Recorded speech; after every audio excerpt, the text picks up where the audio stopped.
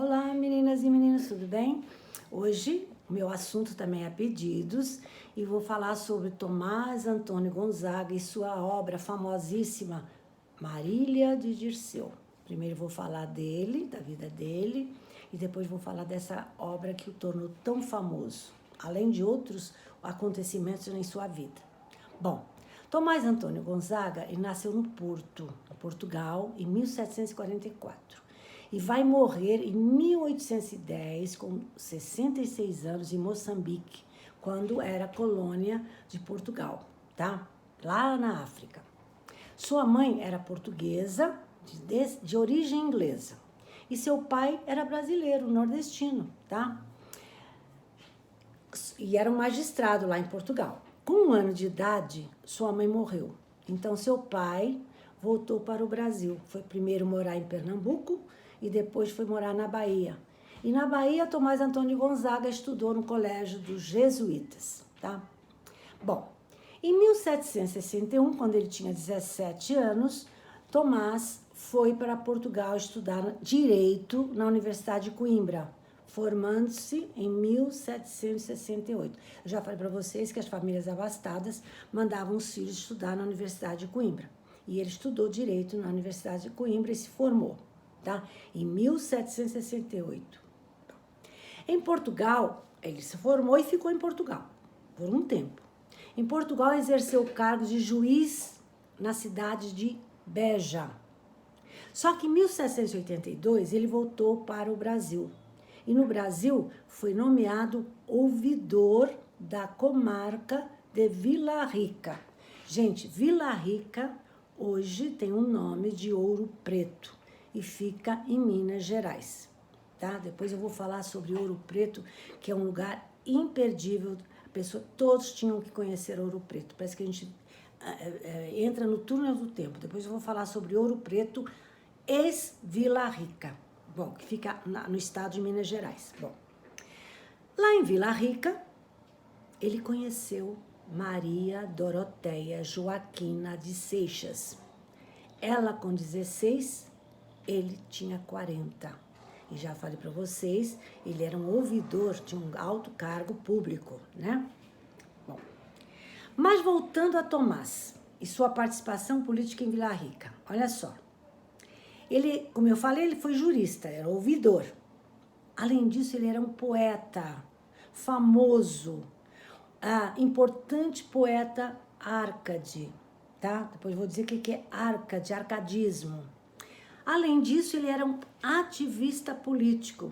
Por quê? Porque ele participou da Inconfidência Mineira. Então, olha só, ele era jurista, um ouvidor, ele era poeta e era um ativista político. E agora estava apaixonado pela Maria Doroteia Joaquina de Seixas, tá? Bom, agora eu vou falar o que foi a Inconfidência Mineira. Por que ele era um ativista político participante da Inconfidência Mineira, tá?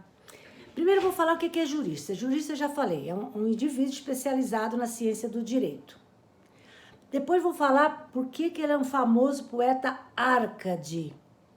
Poeta árcade, pertencente ao movimento literário chamado arcadismo, tá? Nossa aula não é de literatura, mas tem que falar por que ele era um árcade.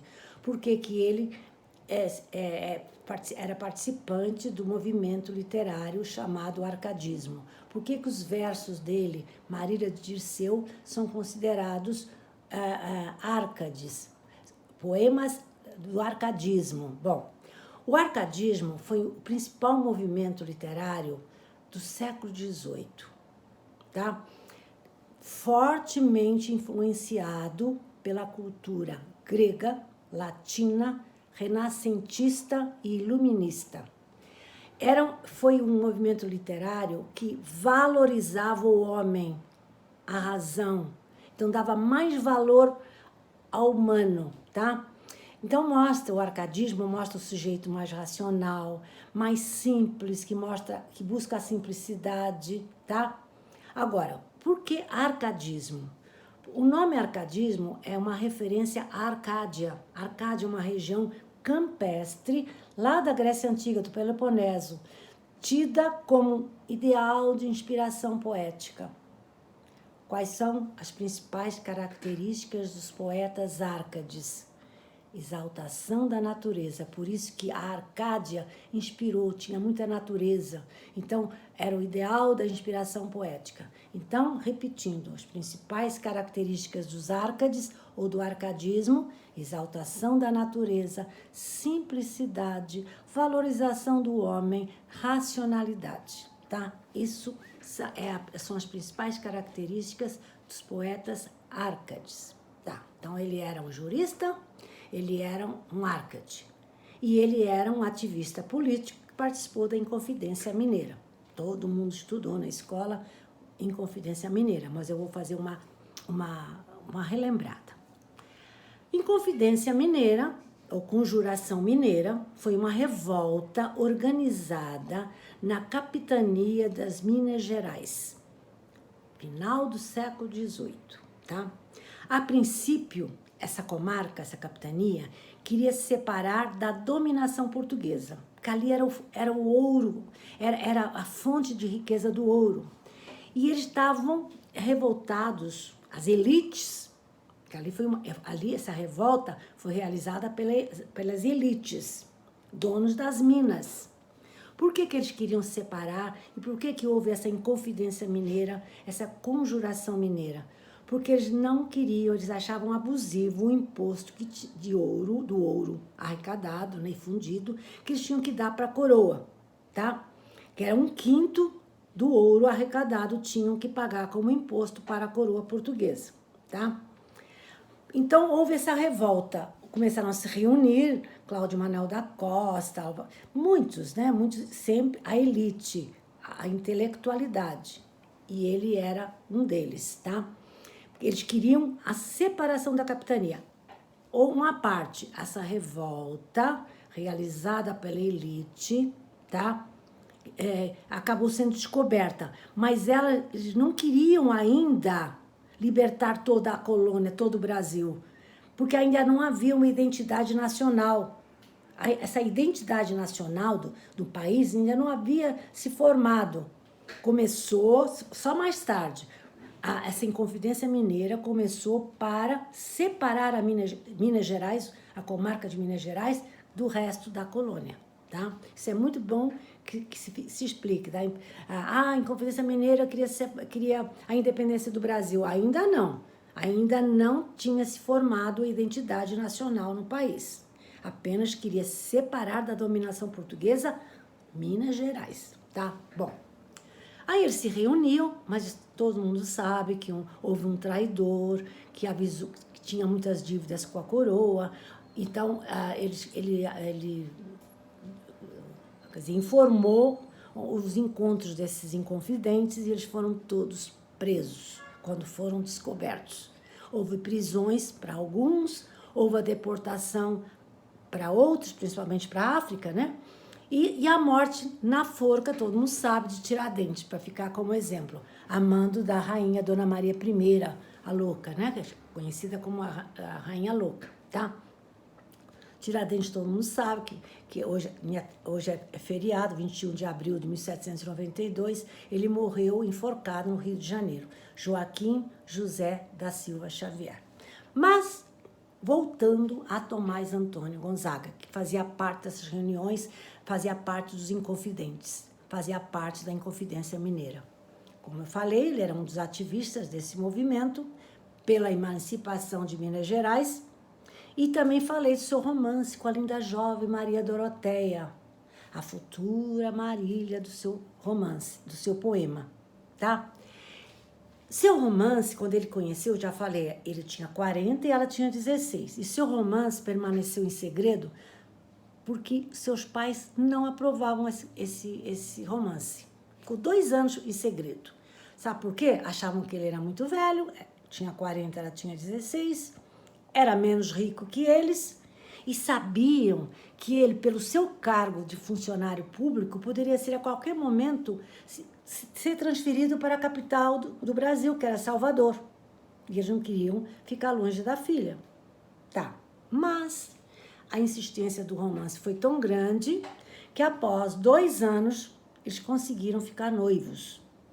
Então, o casamento foi marcado para maio de 1789. Mas nesse mesmo ano, ele foi preso, quando eles foram descobertos nessas reuniões dos Inconfidentes. Ele ficou preso durante 3 anos na Ilha das Cobras, no Rio de Janeiro. E lá na Ilha das Cobras, nesses 3 anos, ele escreveu a maior parte das liras atribuídas a ele, embora sem assinatura. Então, não há provas, foi ele que fez, mas acredita-se que foi ele, tá? Em 1792, quando o Tiradentes é enforcado, ele é degradado, ele é exilado para Moçambique, na África, para cumprir 10 anos de prisão. Tá. Nesse mesmo ano, de 1792, tá? No ano que ele vai para a África, em 1792, é lançado em Lisboa a primeira parte da sua Marília de Dirceu. Marília de Dirceu é dividida em 3 partes, tá? A primeira parte é lançada em Lisboa, com 33 liras. Provavelmente, como que foi lançado em Lisboa, se ele ia para Moçambique preso, o ano que ele foi preso? Acredita-se que foi lançado pelas mãos de alguns amigos da maçonaria. Então, a primeira parte de Marília de Dirceu, eu vou dizer depois o que se trata a primeira parte, a segunda parte e a terceira parte. A primeira parte foi lançada em Lisboa em 1792. Tá. Em 1799 é lançada a segunda parte. Tá? E depois ele já tinha morrido quando foi lançada a terceira parte. Mas vamos por partes, vamos ver. Tá. Ele chegou em Moçambique, já falei para você, em 1792, o ano que foi lançada a primeira parte do Marília de Dirceu em Lisboa, ele foi para Moçambique, tá? Para ficar preso durante 10 anos. Depois ele não podia sair de lá. Depois ele trabalhou como advogado e foi hospedado ficou hospedado na casa de um rico comerciante de escravos. E acabou casando com a filha desse rico comerciante de escravos, chamada Juliana de Souza Mascarenhas, que acabam tendo 2 filhos, tá? Segundo os historiadores, fala que essa pessoa, a Juliana, que casou com Tomás Antônio Gonzaga, era uma pessoa de muitos dotes e muitas letras, tá? Bom, então estava lá, casou com a Juliana, teve 2 filhos, e em 1799 é publicada em Lisboa a segunda parte de Marília de Dirceu, com mais de 65 liras. E em 1812, ele tinha morrido em 1810, 2 anos depois da sua morte, foi publicada a terceira parte, tá? Bom, lira, é cheio de liras. O que é lira? Na literatura, lira é uma estrofe de 5 versos. Na literatura, é uma estrofe de 5 versos. Então, a segunda parte tinha 65 liras e a primeira parte 33 liras, quer dizer, estrofes de 5 versos. Tá. Agora vamos ver a origem de lira. Lira na literatura já sabe, uma estrofe de 5 versos. E a lira, o instrumento musical? Lira também é um instrumento musical, todo mundo sabe, aquele ó, que faz assim, né? Lira é um instrumento musical que, segundo a mitologia grega, olha a mitologia aqui dentro também. Segundo a mitologia grega, tá? Foi criada por Hermes, aquele deus mensageiro que tem as asinhas nos pés, que leva as mensagens instantâneas de um deus para o outro. Foi criada por Hermes, quando ele roubou o rebanho de Apolo, e Apolo descobriu o roubo, Hermes, o deus mensageiro, para aplacar a ira de Apolo, teria oferecido a lira para Apolo. E Apolo acabou sendo o maior, o melhor, mais talentoso tocador da lira, tá? Lembra que eu falei que as graças dançavam ao som da lira de Apolo e as musas cantavam ao som da lira de Apolo. Então, essa lira foi oferecida por Hermes para ele não ficar com raiva quando ele roubou seu rebanho, tá? Isso é outra história, tá? Bom, e tem mais ainda alguma coisa da lira. E Apolo, que virou deus da música, recebeu aquela lira e se mostrou o mais talentoso tocador de lira, teria dado de presente para Orfeu uma lira dourada, tá? Bom, Orfeu ficou famoso também por grande tocador de lira. Orfeu, que teve um romance famoso com Eurídice. E depois eu vou contar essa história na mitologia grega, tá? Quando Orfeu tocava sua lira, né? Os pássaros paravam de voar, as feras paravam de brigar para ouvir o som da lira de Orfeu. Isso é outra história. Agora vamos continuar com a nossa obra Marília de Dirceu, tá? Eu falei para vocês que quando ele chegou em Vila Rica, ele começou a escrever já poemas. Ele era um grande poeta e ele escreveu as famosas cartas chilenas antes de Marília de Dirceu. Essas cartas chilenas foram escritas em Vila Rica, que é um poema satírico em forma de epístolas ou cartas, por isso que é cartas chilenas, são sátiras, tá? Bom, Tomás Antônio Gonzaga é considerado o símbolo do arcadismo brasileiro. Vocês já viram o que é arcadismo. E no seu poema autobiográfico, Marília de Dirceu, tá? Esse poema mostra Dirceu, o sujeito lírico, que canta seu amor pela pastora Marília. Ela é uma pastora, por isso que é um poema do arcadismo, ligado à natureza, tá? Já falei para vocês, né, que o arcadismo é o principal movimento literário do século XVIII, tá? Bom, sobre o poema ainda de Marília de Dirceu, é dividido em 3 partes, né? Eu já falei. E agora eu vou falar em cada parte particularmente. A primeira parte, já falei, é 1792. O que trata a primeira parte? Que foi publicada em Lisboa, talvez pelos maçons, porque ele estava indo para Moçambique, para ficar preso. Nessa primeira parte, mostra a paisagem bucólica do campo e mostra o cenário onde essa Marília vive e mostra a beleza dessa Marília, do seu amor idealizado.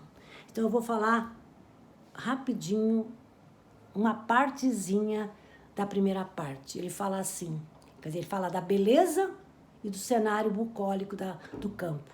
Ele fala assim na primeira parte: os teus olhos espalham uma luz divina, papoula ou rosa delicada e fina te cobre as faces. Os teus cabelos são fios de ouro, teu lindo corpo bálsamos evapora. Então, está falando da beleza e do cenário bucólico. A segunda parte, já falei para vocês, que saiu em 1799, o tom já é de solidão, uma vez que ele já está preso, tá? Então, ele fala, nessa segunda parte, mostra a sua solidão de um prisioneiro. Nesta cruel masmorra tenebrosa, ainda vendo estou teus olhos belos, a testa formosa, os dentes nevados. Dessa boca linda nos ares espalham suspiros ardentes. Bom, e a terceira parte, já tinha morrido há 2 anos, o tom, mas ele escreveu logicamente antes dele morrer, não é psicografado.